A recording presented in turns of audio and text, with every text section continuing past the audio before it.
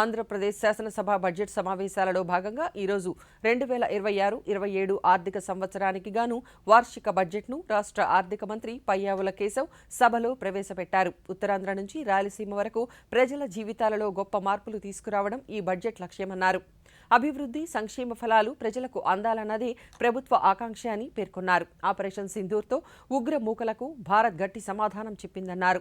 ప్రజా ప్రయోజనాల విషయంలో భారత్ రాజీ పడబోదనే అంశాన్ని ప్రపంచానికి చాటి చెప్పిందన్నారు. గూగుల్ ఏఐ సెంటర్తో ప్రపంచమంతా ఆంధ్రప్రదేశ్ వైపు చూస్తోందన్నారు. సాగునీటి రంగానికి ఈ బడ్జెట్లో అధిక ప్రాధాన్యతనిస్తున్నట్లు తెలిపారు. సంక్షోభంలో ఉన్న రాష్ట్రాన్ని ఆకాంక్షల సాకారం దిశగా నడిపిస్తున్నట్లు ఆర్థిక మంత్రి తెలిపారు.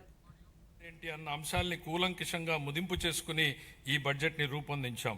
అటు ఉత్తరాంధ్ర నుంచి ఇటు రాయలసీమ వరకు ప్రజల జీవితాల్లో గొప్ప మార్పు తేవడం ఈ బడ్జెట్ ఉద్దేశం. మా లక్ష్యం కేవలం కాగితాలపై కనిపించే వృద్ధి లెక్కలు కానే కాదు, అభివృద్ధి సంక్షేమ ఫలాల్ని క్షేత్రస్థాయిలో ప్రజలకు అందేలా చేసి వారి జీవితాల్లో వెలుగులు చూడాలన్నదే మా తపన. 25-26లో ఎదురైన అనేక భౌగోళిక ఆర్థిక అనిశ్చితులను సృష్టించిన ప్రతికూల ప్రభావాల వల్ల ప్రపంచ ఆర్థిక వ్యవస్థ ఆటుపోట్లను ఎదుర్కొంది. కానీ భారత్ మాత్రం స్థిరంగా నిలబడింది. జమ్మూ కాశ్మీర్లో అమాయకులైన పర్యాటకుల్ని పొట్టన పెట్టుకున్న ఉగ్రవాద మూకలకు ఆపరేషన్ సింధూర్ పేరుతో భారత ప్రభుత్వం గట్టి జవాబునిచ్చింది.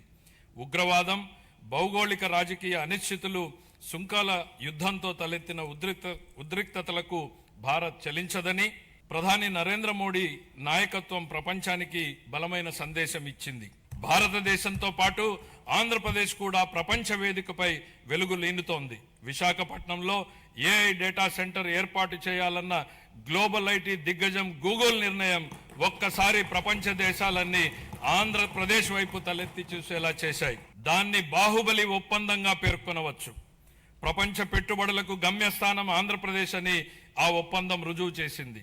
గౌరవ ముఖ్యమంత్రి చంద్రబాబు నాయుడు గారి సమర్థ నాయకత్వం, మరి యువ నాయకుడు గౌరవ మంత్రివర్యులు శ్రీ నారా లోకేష్ గారి విశేష కృషి వలన ఇది సాధ్యమైంది.